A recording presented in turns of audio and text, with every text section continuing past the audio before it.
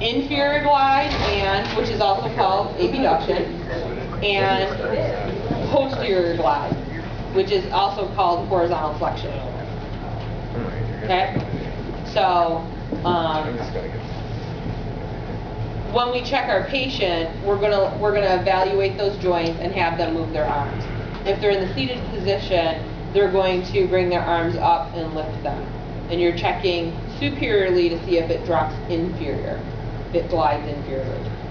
If you're checking horizontal flexion, you put their arms out next to you, and then you have them reach further, because then it should drift backwards. If one side doesn't move in the expected way, that's the dysfunctional side. You can call that, typically most people will say it resists abduction, it resists inferior glide, it resists horizontal flexion, it resists posterior glide. One of those kinds of words. We don't, this isn't one that we say, oh, this SC joint is horizontally extended. We just don't use that. Same literature as we try to have convention everywhere else. Name it to where it likes to go. So oftentimes in the extremities we talk about where it's restricted. Some of it varies. Okay? So when we have those motions, then we want to encourage those motions to occur. So in the seated position, you want me to demonstrate on somebody? Is that going to be easier for you? Because you can't always read my mind. All right, somebody needs to sit up here. All right, perfect. All right.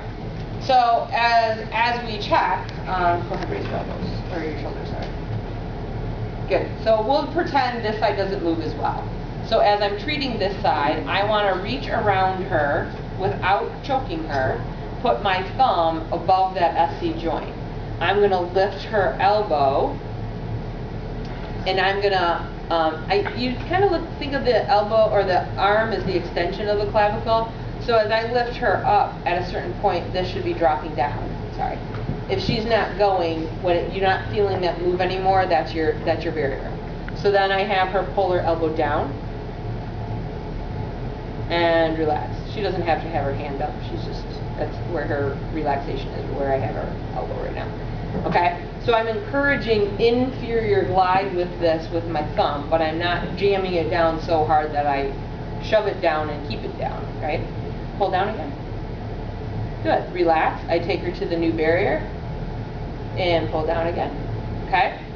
Relax. The other way we did this with them lying on their back. We have them closer to the, I'm leaving her up here so you can see what I'm doing. We have her closer to the left edge of the table. We take her arm and we internally rotate her arm and drop it posterior or extend it behind her. Alright? This rotational part will allow this inferior glide to happen. Frankly, I say it's a whole lot easier to sit them up and treat this. We can choose which one? Yes, you can. Excellent. Okay? Excellent. Alright? Someday down the line I'll teach you another way, but we don't want to confuse you today. Okay. The other one is if it resists posterior glide, right? When she puts her hands out in front, we typically showed you standing in front of them, but I'm just going to stand back here. Put your hands out in front of you. Now what's going to happen, relax them back a little bit. What's going to happen is I want to feel the anterior surface of the bone. If I'm feeling the superior surface, it's not going to be as obvious to me. So now I want to feel the anterior surface. And push your hands forward more. So as she goes forward, let's say her right doesn't move back as easily. Alright? So relax this arm. Now, I can't treat this very well from back here, which is why we showed you from up in front of them. Alright, so I'm going to stand in front of her, and I'm going to have her arm on my shoulder. I'm going to reach back onto her scapula, and this hand is going to be on the front of that clavicle. And as I encourage her scapula to move forward or to protract, you guys know what I mean by that? I'm going to have her pull her arm backwards or to retract her scapula. And I'm going to resist that motion forward. And then when I protract her, relax, and I protract her, I'm going to be encouraging that to move back. The other way we showed it looked just like that, but they were laying on the table and they were reaching up onto our shoulder or neck area to do the same thing. Frequently we're standing on the opposite side of the patient when they're laying down. When we say stuff like that, it doesn't matter as long as you get the mechanics right. But you can see it's a little easier to stand over there than to have her pull here and me retract this or protract this. Okay? Sound good? Okay, SC joint. AC joint. What's the most important thing about the AC joint? Number one, that you find it, but besides that. The way to find it is you're going to get on her clavicle, you're going to walk out along the clavicle, and at the end of the clavicle, there's usually some sort of divot between the clavicle and the acromion. That's what you're looking for. You get your fingers out there in that relative space, you're going to be fine. Okay? Now, what's the other most important thing about the disc joints? 30 degrees horizontal flexion, which means you bring them up to the horizontal, and then you bring them forward 30 degrees. Now, this is the position I leave her in to do all these testing. There's 4 motions we test in this joint. Okay, we'll start there. Adduction. So when you adduct them, because you're in front, they're going to come across into their chest a little bit. So you may have a restriction based on a woman's chest in this case. So you're coming through and you're going to kind of compare that. That's all you're worried about. If it's really restricted, you're not going to get past here and you're going to notice it. All right? Then you're also going to abduct it. All right? And then the other thing is you're bringing it back to the horizontal and you're externally rotating and internally rotating. On these, you should get to about 90 on both of them. So what does she have? She has an internal rotation restriction. Okay? So I want to treat this. I can stay in this position to treat her, but I need to be able to support her elbow and give her a place to push against. So the easiest thing is going to be for me to do it this way. All right? And then I'm going to take her to her barrier. And what happens is, you know, I can rotate her more, but see how her shoulder blade went with me? That's not what you want. You want to keep their shoulder blade steady. You want to keep their acromion steady and just move their... Alright. So you don't want everything to move in front. Sorry. You're looking at the difference between the clavicle and the acromion. I can take this too far and move the acromion further if I want, but that's not where this joint is restricted. Okay? So then I would have her go ahead and rotate your arm up. So I don't relax that. I don't want her to pull her arm up. I want her to rotate back into external rotation. You don't fucking. Be patient. Alright, so pull your arm up or rotate your arm up. Relax. I'm going to take her to her next. I'm going to let her relax. I'm going to take her to her next barrier. I'm going to do that how many times? 3 to 5 times, holding for? 3 to 5 pounds. Very good. 3 to 5 pounds of pressure. The other way you can do this, if your table's a little lower, especially if they have a bigger arm, you can put your knee up on the table.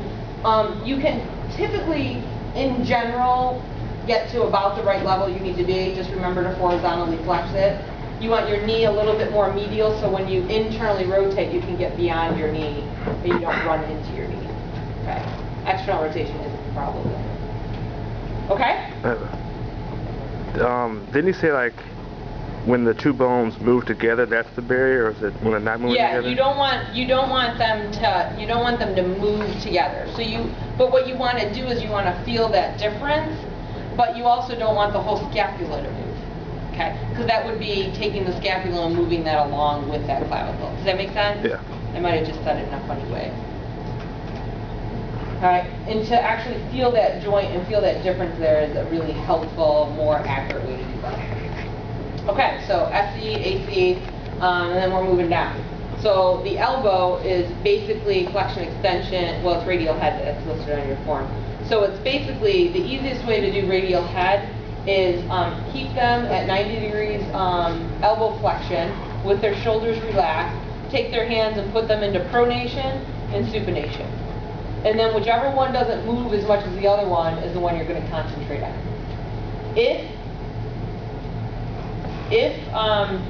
In which direction does the radial head move in pronation?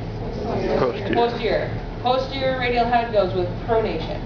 So if you have a resistance to supination, if it prefers to be pronated, then the radial head is probably stuck posterior. So you're going to encourage that to move forward, and you're going to encourage it to move forward. You're going to extend their elbow, and you're going to do what with their hand? Supinate. Supinate. Okay?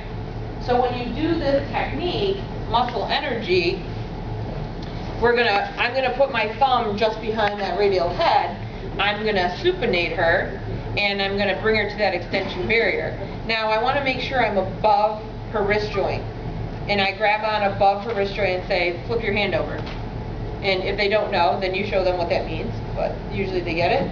Relax, and as you relax, you're taking them more into supination, and you're encouraging that radial head to move forward with your thumb behind.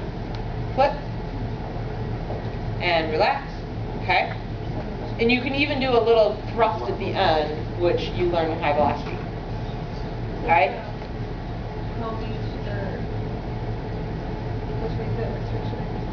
So that one prefers pronation dysfunction, or restricted from supination. And both of them are pretty used universally. So if we have it stuck anterior, she's going to like to supinate. If she doesn't like to pronate, the position to encourage that pronation, number one, you can just take her to the pronation barrier and not worry about the radial head. But by using the radial head, you're going to make a bigger change in that. And because your exam actually says radial head, I would suggest you use it. Okay? So if she doesn't want to pronate, if she's stuck in supination, doesn't want to pronate, then her radial head is stuck anteriorly. So I'm going to put my thumb anterior to that. I'm going to rotate her hand over into pronation as much as I can, and I'm going to flex her elbow. My thumb is between her two bones of her arm, which is going to encourage that to move that radial head backwards. Did you guys have soccer today already? Tuesday game. I thought you were Wednesday people. Changed. Okay, so then I'm going to again have her rotate her hand over, or ask her to supinate, and then as she relaxes, I'm going to take her to the next barrier. Does that make sense? So when I check their supination, pronation, I literally, put your hand up here, just so you guys can see. I normally have her elbows bent, and I do them both at the same time, and I put my hand right onto her radius, and I supinate her, and then I flip her over and I put my thumb back on her radius, on the back side of it, and I pronate her. Because I find comparing the two is going to be really easy. If you notice, Dr. Rowan actually did one and then did the other one. And I'm just not that good. I like to compare them, but I can't just turn her hand over by using her hand, because that's a lot of wrist motion in there. So you want to be above the wrist when you do that, preferably on, you don't have to exactly do what I do, but I just tell you the easiest ways, the ways I think are easiest, in order to get that to accomplish. Okay? Pretty okay with radial head? With the, what do you call it, when she's stuck in the pronation, you pretty much supinate, but in the other case, if she's stuck in supination, okay, so you're gonna you say one and you show me a different one. Oh, sorry. So. Okay, so if she's stuck in the, what do you call it, pronation, and pretty much she's posterior, so you're gonna ask her to supinate. Yeah, you're going to. She's stuck in pronation. Okay, so if she likes to pronate, what you're going to feel is she doesn't like to supinate. So you're always going to take her to her barrier. Okay. But with the other one, you kind of bend the arm more as opposed to asking her to. Yeah, because what's happening is if your radial head is posterior, you prefer pronation. Okay, which means you resist supination. Well, if it's posterior, I want to push